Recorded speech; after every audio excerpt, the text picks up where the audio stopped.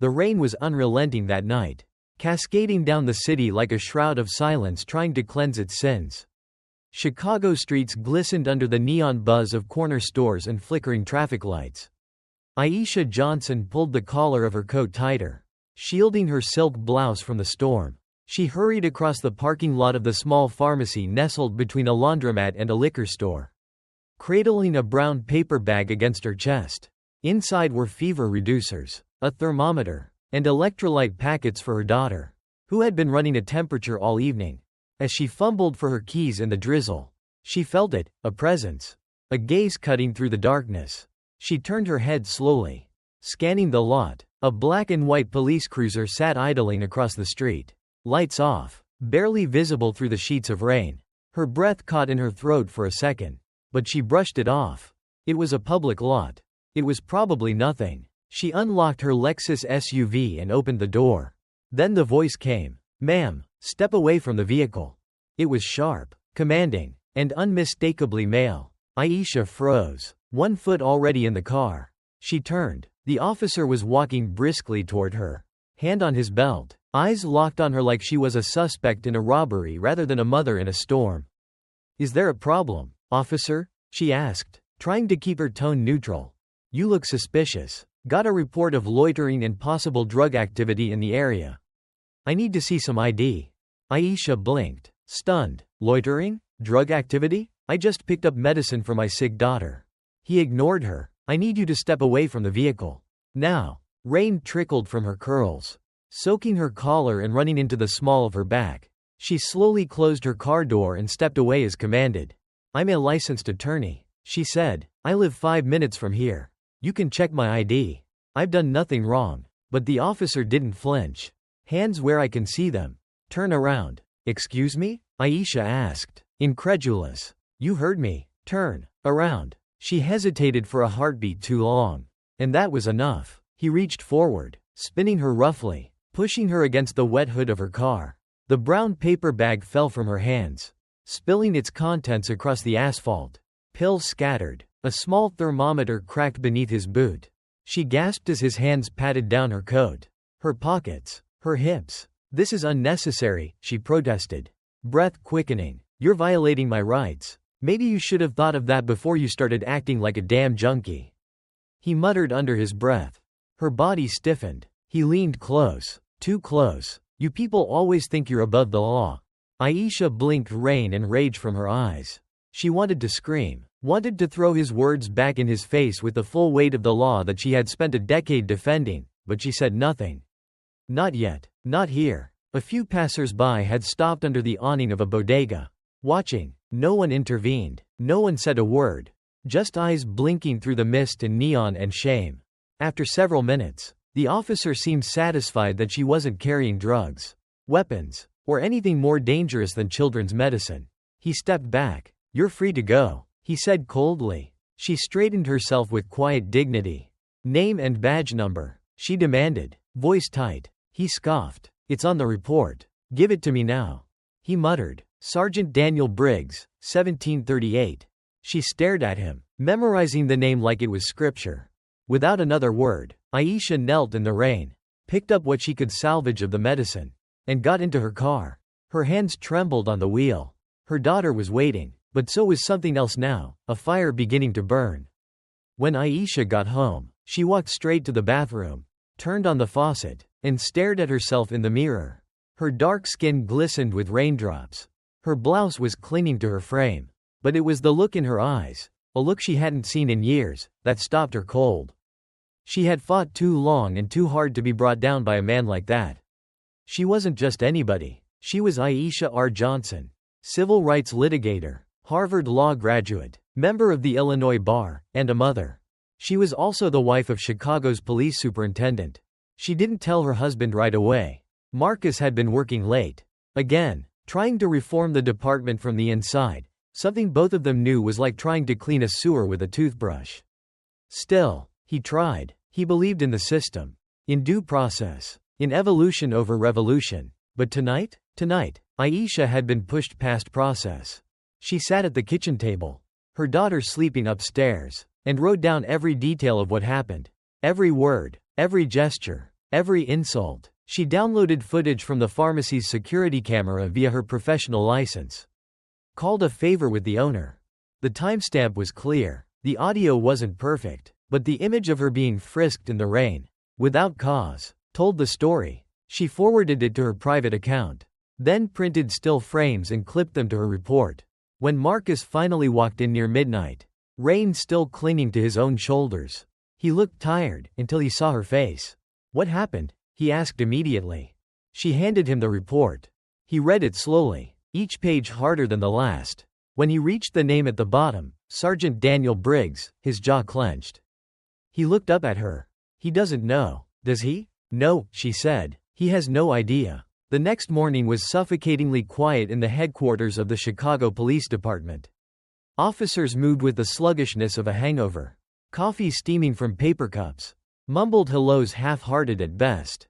In the glass-walled office at the top floor, Marcus sat behind his desk, hands steepled, eyes fixed on the internal incident report that had come across his desk. The paperwork was neutral, sterile, suspicious individual, routine stop, no charges. But it wasn't neutral anymore. Now it had a face, a name, a reality that the system wanted to erase. He called for Briggs. 10 minutes later, the door opened, and in strolled Sergeant Daniel Briggs, stocky, square-jawed, with a smile that never reached his eyes. "You wanted to see me, sir?" he asked, a little too casually. Marcus didn't speak right away. He just looked at him, studied him, wondered how many others like Aisha had suffered under that badge. Wondered how many got swept under the rug. "Tell me about your stop last night," Marcus said finally. Briggs leaned against the edge of the chair, arms crossed. Standard procedure. Black female. Suspicious behavior. Refused to cooperate at first. Ran her down. Did a pat down. Cleared her. Nothing serious. Marcus's eyes didn't blink. What made her suspicious? Briggs shrugged. "You know the area. Late at night. Standing outside a car. Acting nervous. You learn to spot these things." "Sir." "Nervous in the rain. Holding a pharmacy bag?" Briggs frowned. "With all due respect, sir, I know what I saw." Marcus leaned forward. "What you saw," he said coldly, "was my wife." Briggs froze. The smirk faded from his lips. I didn't know." "No, you didn't. That's the point. You didn't know who she was.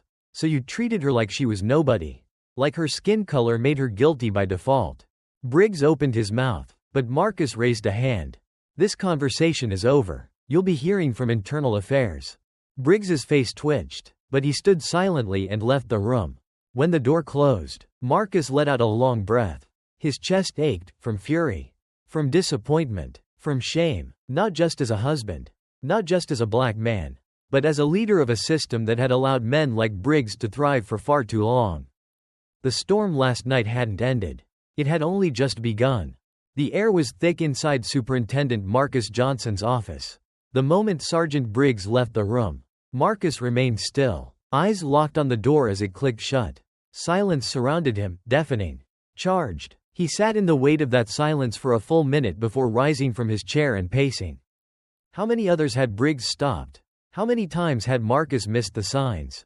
Buried beneath paperwork and clipped, sanitized reports? It wasn't just about Aisha anymore. It never had been. He walked to the corner of his office and looked out over the city. The tall glass buildings piercing the gray sky. The streets below wet from last night's storm. He had been hailed as a symbol of progress, Chicago's first black superintendent. He had promised reform, community trust, transparency. But how could he change a system when its rot hid in plain sight? Wearing a badge and a smug smile? He picked up the phone and called Internal Affairs. "I want a file on Daniel Briggs. Every stop, every complaint, every scrap of body cam footage. If there's even a hint of a cover-up. I want names, and I want it now." His voice was low, even, but the edge was unmistakable. Downstairs, Briggs walked the hallway like nothing had changed. A few officers nodded at him, and he nodded back, cocky, casual, but one or two glanced away. Whispers had already started. In the locker room, someone muttered, "You messed with the wrong one, man." Briggs turned. "What did you say?" The officer shrugged. "Just sayin'. Word gets around." Briggs chuckled, but his jaw clenched. The swagger in his step faltered. For the first time in a long time, He felt watched, and not in the way he was used to. The internal affairs file on Briggs arrived within 2 hours. Marcus sat alone at his desk. The blinds drawn. The manila folder was thicker than he expected. He opened it slowly. 3 civilian complaints in the last 5 years, all from Black or Latino residents. One woman claimed Briggs slammed her against a wall during a traffic stop. Another said he threw her teenage son to the ground for talking back. No charges were ever filed.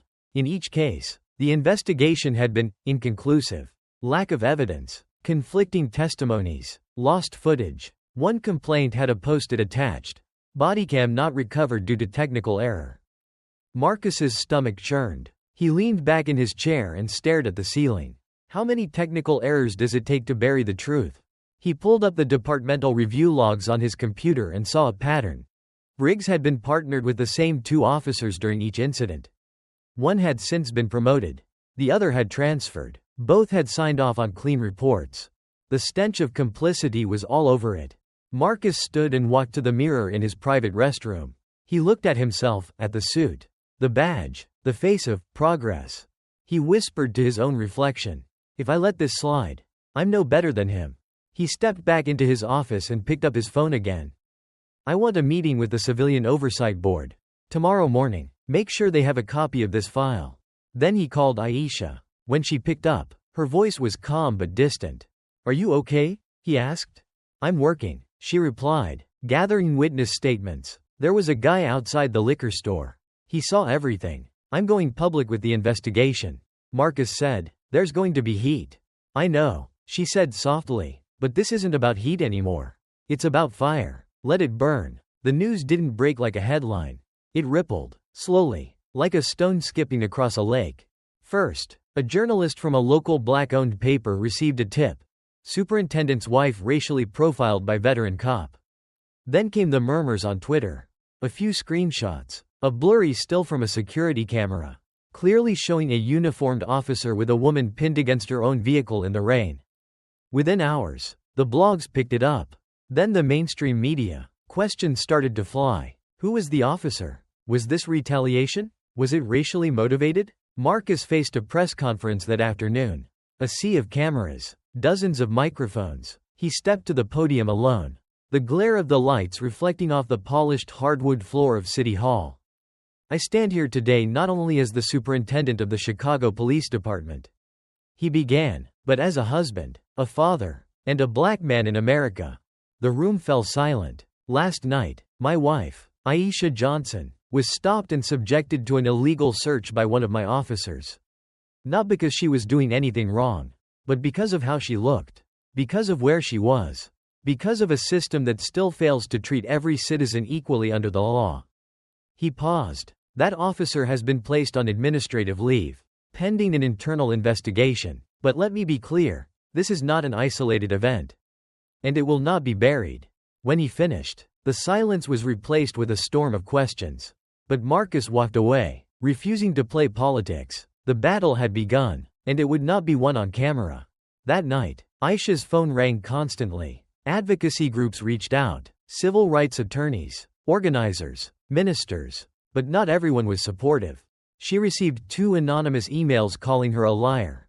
A voicemail said, "You're trying to tear down the people who protect us.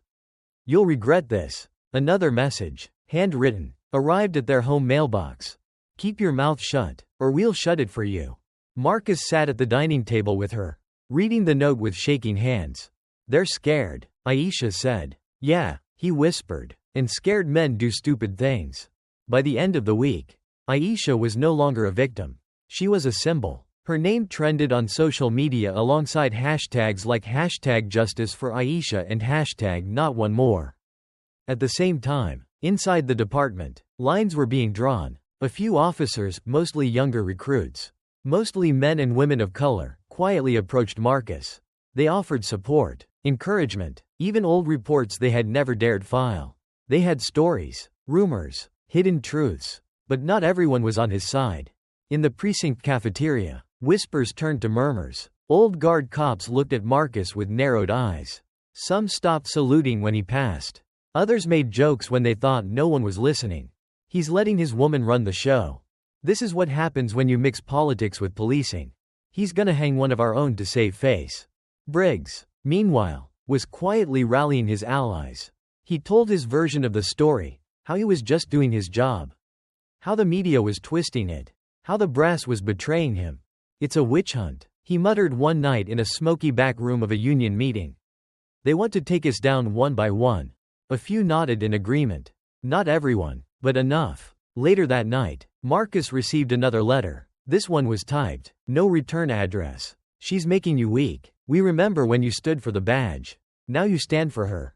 He sat alone in his office, staring at the letter. Then he reached into his drawer, pulled out his badge, and turned it in his hands. It was heavy, heavier than ever before. He thought about the men and women who wore it with honor. The ones who tried, the ones who died trying. And then he thought about those who used it as a shield for cruelty. He stood and looked out over the city once more. No, he would not be silent. Not for politics, not for peace, and certainly not for men like Briggs. The light from the afternoon sun spilled into Aisha's living room in soft, golden streaks, but inside her chest, everything felt cold. She sat on the sofa, her laptop open in front of her, the cursor blinking at the end of a half-finished legal draft. She couldn't concentrate. Every few minutes, she'd glance toward the window, listening for something, footsteps, tires crunching the gravel, a knock that might not be friendly. The threats hadn't stopped. If anything, they had become more creative. An envelope arrived that morning filled with a fine gray powder and a typed note that said, "Tick-tock. Bitch." It turned out to be baby powder. But the message was clear. A warning, a joke at her expense, a promise. The police had opened a report. But no suspects were named. No arrests made. Just another line in another file. The neighborhood, once filled with friendly smiles and shared morning jogs, had gone quiet too. Parents at her daughter's school no longer made eye contact. The principal had called her 2 days ago. Not to express concern about the trauma her daughter had endured, but to ask if Aisha could consider stepping back from the spotlight, for the sake of the children. Even her firm had started distancing itself. One of the partners called her under the guise of checking in. But halfway through the conversation, he hinted that perhaps she should take a sabbatical. "You've done important work, Aisha," he had said, "but maybe it's time to protect your peace." Her peace? She looked around the room, where bulletproof glass had been installed only yesterday. She thought about the security camera feeds she now watched on her phone like a paranoid detective. Peace didn't live here anymore. She hadn't told Marcus everything. He was dealing with his own storm. But when he came home late that night and found her still on the couch, her face pale and her laptop closed, he sat beside her silently. "I didn't know people could turn so fast," she said after a long pause. Marcus didn't look at her. He stared straight ahead. "They don't turn. They just stop pretending." She leaned against him, her body heavy with exhaustion. "Are we doing the right thing?" He wrapped his arm around her and pulled her close. "We are." But even as he said it, even as he held her tightly, Marcus couldn't ignore the fear creeping into the corners of his mind. Fear not of the fight itself, but of what they might lose before it was over. By the end of the following week, the city was on edge. Aisha's case had sparked protests, some peaceful, others loud and unruly. The Civilian Oversight Board had launched its own investigation, and activists were demanding body cam footage, employment records, and accountability. Outside the precinct, banners waved with slogans like, "Protect and serve whom?" and "Justice for Aisha." But the footage was missing. Gone. Deleted. The explanation was that the camera malfunctioned and overrode itself. The audio log was incomplete. The system blamed a software update. Marcus didn't believe it for a second. He summoned the IT director. The man squirmed in his seat, sweat beading under his collar. "I'm telling you, sir, the system's got auto-override for memory errors. If no one flagged the footage for retention, it gets purged within 72 hours. Marcus stared at him, unimpressed. Then why were the previous 3 days archived without issue? The man had no answer. That night, Marcus sat in the department's internal surveillance room, reviewing secondary camera angles, street posts, parking lot feeds, traffic cams. Nothing gave a clear shot. Somehow, even the private security camera from the pharmacy, once emailed to Aisha, had been corrupted. Too many coincidences. He knew what this was. Someone was burying it, not just to protect Briggs. No, this was bigger. Protecting the institution, the illusion, the idea that everything was fine. He called an emergency meeting with his command staff. Some of them looked uncomfortable. Others looked annoyed. I want an audit of every use of force case in the last 5 years connected to Briggs or anyone who backed his reports. Start with Lieutenant Kessler and Captain Doyle. I want timelines, signatures, timestamps, and I want them by Monday. One of his deputies, an older white man named Alan Price, shifted in his seat. With all due respect, sir, he said carefully, you're asking us to eat our own. This could cause serious morale problems. I'm not here to protect morale. Marcus said flatly, I'm here to protect the truth. Price didn't respond, but his eyes said enough. After the meeting, Marcus sat alone in the conference room. The hum of the air vent the only sound. He could feel it, something moving beneath the surface. Not just resentment, not just politics. Rebellion. When Aisha stood before the camera crew that Monday morning, the wind tangled her hair and tugged at the hem of her blazer. But she didn't move. Her hands rested calmly on the podium. Her eyes scanned the crowd. They were all there. Journalists, activists, friends, enemies, some curious, some angry, some desperate for hope. She cleared her throat and began to speak. My name is Aisha Johnson. I am a mother. I am a wife. I am a civil rights attorney. And I am a black woman who was publicly violated by a man who swore to serve and protect me. The microphones trembled in the breeze. What happened to me is not new.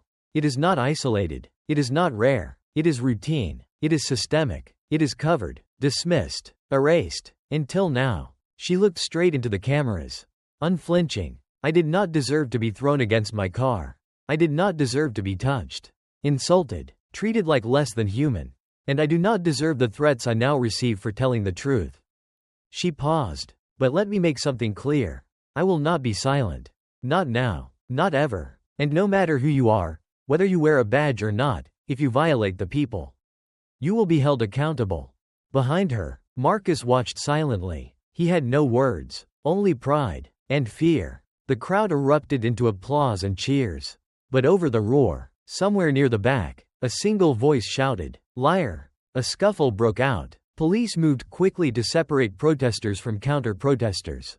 A water bottle was thrown. A reporter caught it on film. The story twisted within minutes.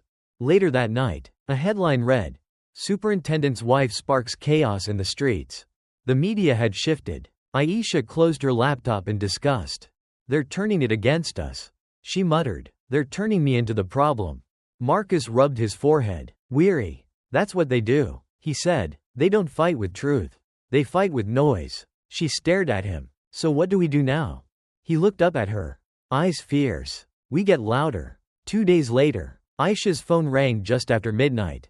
It was Devin Carter, a local journalist with a nose for truth and a reputation for crossing dangerous lines. I got something, he said, voice tense. You're not gonna like it. She met him in a diner on the south side, tucked into a corner booth while the waitress poured bitter coffee into scratched porcelain cups. Devin pulled a flash drive from his pocket and slid it across the table. Private security camera, a shop owner near the pharmacy. He didn't turn it in because no one asked.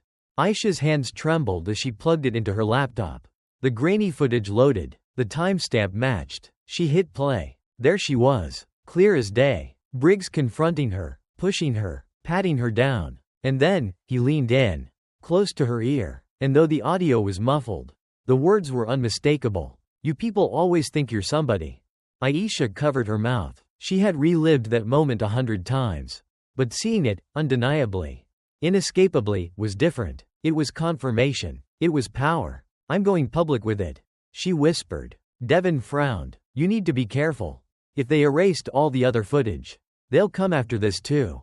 I don't care, she said. They want me afraid, but they should be the ones afraid now. As she drove home that night, the flash drive safely hidden in her bag, she felt something shift inside her. A wall breaking, a storm gathering. They had tried to erase her. Now, she would erase their lies. The next morning, Marcus arrived at headquarters earlier than usual. The hallways were still mostly quiet, but he could feel it, an energy in the walls. Charged and uneasy, Like the building itself was holding its breath. He entered his office, briefcase in hand, and was met by a sealed envelope already waiting on his desk. No note, no return address. He opened it carefully. Inside was a photograph, a grainy surveillance still from an unknown camera. It showed Aisha sitting in a diner across from a man he recognized, Devin Carter. The timestamp was from the night before.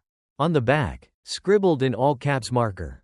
"She's making deals. We're watching." Marcus didn't flinch. He folded the photo and slid it into his drawer. But his heartbeat had already quickened. Whoever left the message had access, not just to city surveillance, but to internal movement. That meant it was someone inside the department. Maybe someone close. He called an officer, Jamal Rivera, one of the young recruits who had quietly pledged support in the investigation. Jamal had grown up in Englewood, raised by a single mother, graduated top of his academy class, and had always worn his uniform with pride, but never with blind loyalty.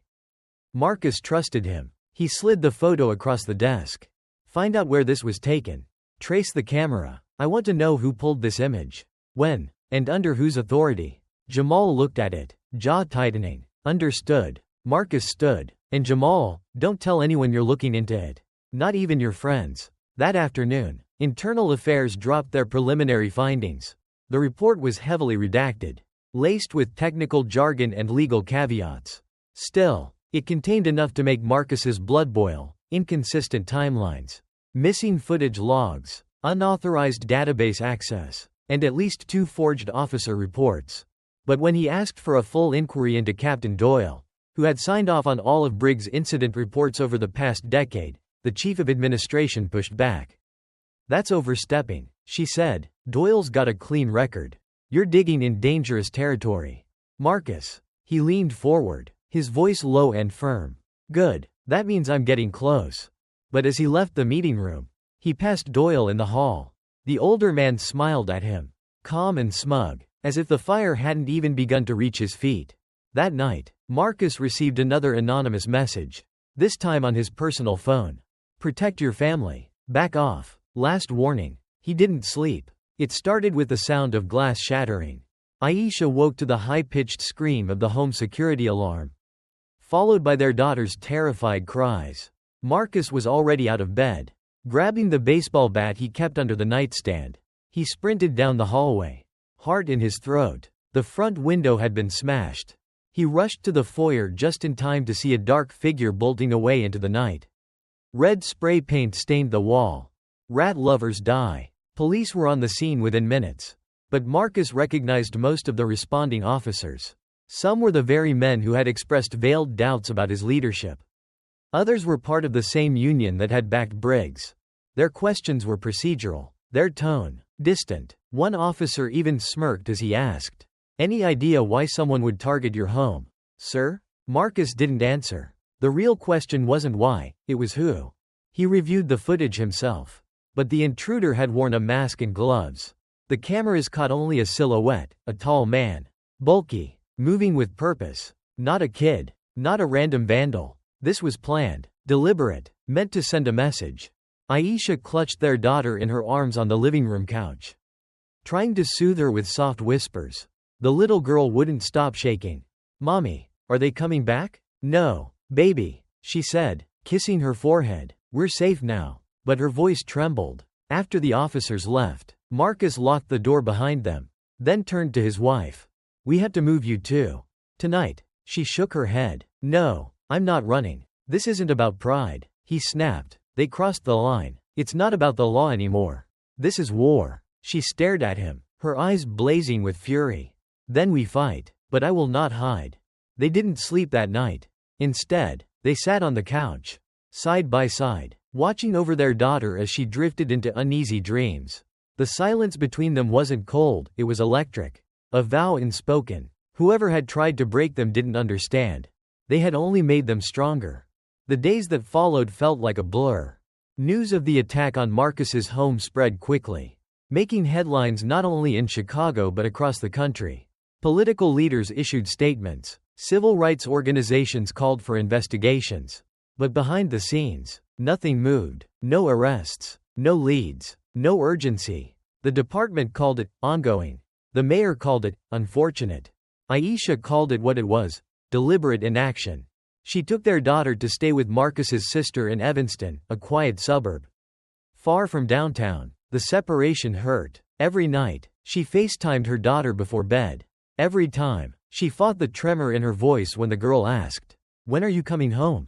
Marcus buried himself in work. He met with federal liaisons, submitted files to the Department of Justice, and coordinated with city legal teams. But the deeper he dug, the more he saw just how carefully the machine protected itself. Policies, unions, obscure laws, everything designed not to uphold justice, but to survive exposure. Still, there was progress. Officer Jamal Rivera returned with intel on the surveillance photo. It came from inside, he said, pulled from a city-owned camera in the alley behind the diner. Accessed remotely. The account used belonged to. He hesitated. Captain Doyle. Marcus's mouth tightened. Of course. But it was what Jamal handed him next that mattered most: a memory card. Copied from a personal body cam.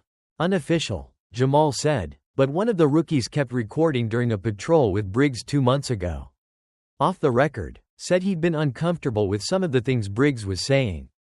Marcus plugged it into his laptop and pressed play.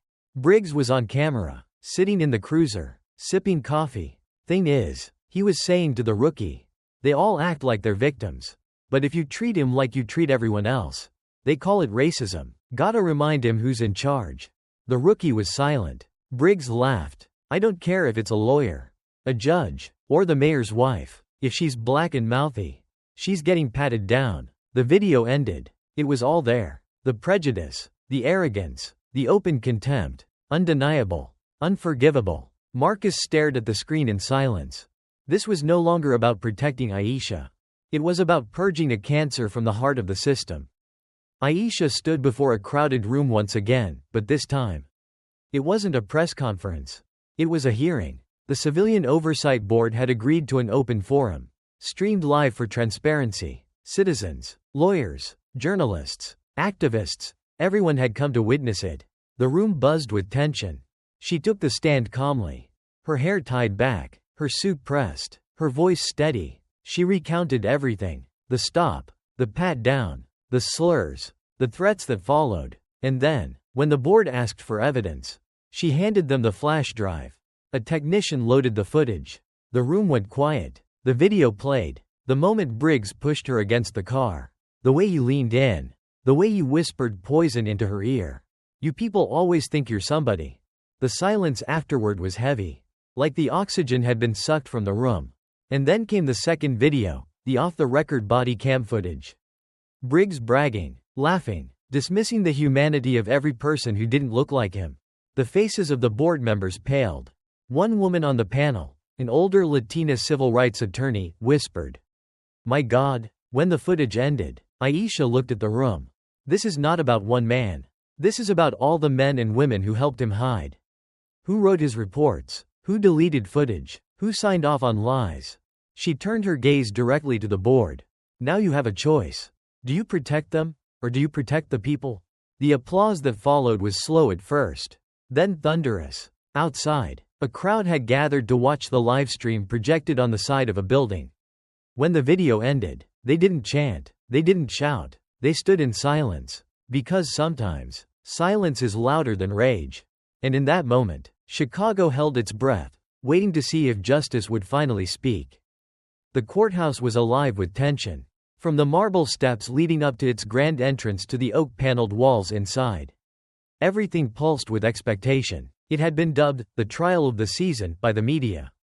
But for Aisha Johnson, it was not about seasons. It was about survival. It was about truth. It was about her dignity, and the dignity of every person who had ever been humiliated, dismissed, or dehumanized because of the color of their skin. The state of Illinois versus Sergeant Daniel Briggs. The charges were severe: unlawful use of force, racial profiling, public misconduct, tampering with evidence, obstruction of justice. And yet, Briggs arrived in court with the swagger of a man who still believed he would walk out untouched. His attorney was smug, well-dressed, and clearly chosen for theatrics. They expected a circus. Aisha would give them truth instead. Aisha took the stand not as a victim, but as a witness to history. She told her story. Again, but this time under oath. In front of 12 strangers who would decide if her pain was real. If her humiliation mattered. If justice still existed in the soil of America. Her voice did not waver. She described every moment, the cold rain, the sudden handcuff, the touch that was not just invasive, but intentional, the slurs, the condescension, the smirk on his face when he realized no one would stop him. Then came the video footage. The jury watched the body cam clip with rapt attention. Briggs's voice echoed through the courtroom. If she's black and mouthy, she's getting patted down. There was a hush that followed, so thick it felt like a blanket thrown over the room. Then came the surprise testimony. Officer Jamal Rivera took the stand. He looked Briggs in the eye and said, "We were trained to do the right thing. But somewhere along the way, some of us forgot what that meant. I saw it. I stayed silent. I was wrong." Gasps rippled through the gallery. And then, a shock even Briggs hadn't expected. Captain Doyle was subpoenaed and forced to testify. Caught in a web of documents and digital logs. He had no escape. Under oath, faced with perjury charges, he finally confessed, "We lost footage. We manipulated logs. We protected our own." The courtroom exploded. Reporters rushed to file updates. Phones buzzed across the country. But Aisha did not celebrate. She sat still, stone-faced, because she knew what was at stake wasn't just one man. It was the truth itself. And the truth had finally been spoken aloud. The guilty verdict came on a crisp Thursday morning. 12 jurors. Unanimous. Daniel Briggs stood frozen as the judge read the charges. His eyes didn't blink. His jaw clenched. But his shoulders sagged just enough to betray the fall that was unfolding inside of him. Guilty on all counts. He was handcuffed immediately. A poetic reversal of the roles he had abused for over a decade. No salute from fellow officers. No sympathetic eyes from the gallery. Just silence, heavy and righteous. But the collapse didn't stop with Briggs. The department launched a sweeping internal investigation. And within days, Captain Doyle resigned in disgrace. Several other high-ranking officials were placed on administrative leave. The union, once vocal in its defense of Briggs, issued a generic statement about moving forward. But the people were not interested in statements. They wanted action. Aisha sat in the back of a city council meeting the week after the verdict, watching as community leaders proposed reforms that had once been deemed too radical. Mandatory body cam retention policies, civilian oversight boards with real authority, an independent prosecution office for officer misconduct. Proposals she had once helped draft but had seen dismissed. Now, her words were being quoted by others. The very council member who had ignored her emails 2 years ago was now championing a proposal in her name, the Aisha Johnson Accountability Act. It was surreal. That night, she and Marcus walked together along Lake Michigan. The wind cool but pleasant. The city skyline glittered behind them. "You won," he said softly. She looked at him, her expression unreadable. "No, we survived." He nodded. "But the world is watching now. You gave them something they can't unsee." She closed her eyes. For the first time in weeks, she allowed herself to feel the ache in her bones. The grief, the rage, the quiet, relentless exhaustion of having to be strong every single day. "I just want to breathe again," she whispered. Marcus took her hand. "You will." Time didn't heal everything, but it softened the sharpest edges. 2 months after the verdict, Aisha returned to her law practice, not as a partner, but as the founder of her own firm, the Justice Project. Its mission was simple: to provide legal representation for victims of police misconduct, especially those who couldn't afford a voice. She staffed her office with young lawyers, most of them women and people of color, many of them fresh from law school with fire in their eyes and pain in their hearts. She mentored them, trained them, empowered them, and cases poured in. Stories not so different from hers. Stories even worse. Mothers who lost sons. Men brutalized for walking home. Children scarred by badges that should have protected them. Aisha gave them all what had been taken from her: agency. Meanwhile, Marcus remained superintendent, but he was no longer alone. Public trust had begun to shift. A new crop of officers began to rise through the ranks, many inspired by the stand he and Aisha had taken. He instituted monthly community forums, anonymous reporting systems, a review panel co-chaired by civilian activists. He made enemies. But he also made change. At home, their daughter began sleeping through the night again. She painted a picture at school of a woman with curly hair and a cape. When asked who it was, she said, "That's my mommy. She's a superhero." Aisha framed it and hung it in her office. One day, a reporter asked her if she had forgiven Daniel Briggs. She smiled faintly, the kind of smile that holds no warmth. "Forgiveness is for people who show remorse," she said. "All I've seen from him is fear of consequences. That's not regret, that's survival." The reporter pressed, "Do you feel vindicated?" "No," Aisha replied. "I feel visible. And that's more powerful than revenge." The anniversary came quietly. 1 year to the day since the night in the rain. Aisha stood outside the same pharmacy, staring at the parking lot where everything changed. The rain didn't fall this time. The sky was open and blue. Children played a block away. The world had not stopped. It never does. She walked slowly, carefully, to the same spot where her car had been parked. She stood there, alone, and closed her eyes. And then, she heard footsteps. Marcus appeared behind her, hands in his coat pockets. "You sure you're okay being here?" he asked. She nodded. "I wanted to remember. Not the pain, but the strength." He offered her a small smile. "You think we changed anything?" Aisha looked around. "A little. Enough to keep pushing. That's all we can ever do." They walked together toward their car. But as they reached the sidewalk, a young woman approached, maybe 23, maybe younger, brown skin, nervous smile. "Ms. Johnson?" she said, her voice unsure. Aisha turned. "Yes? I just wanted to say, thank you. I saw what you did. What you went through. It gave me courage. I'm applying to law school next year. Because of you." Aisha blinked, taken aback. Then she smiled, genuine, wide, full of light. "Then it was worth it." They exchanged a hug, brief but electric. Then the girl walked away, her shoulders a little straighter than before.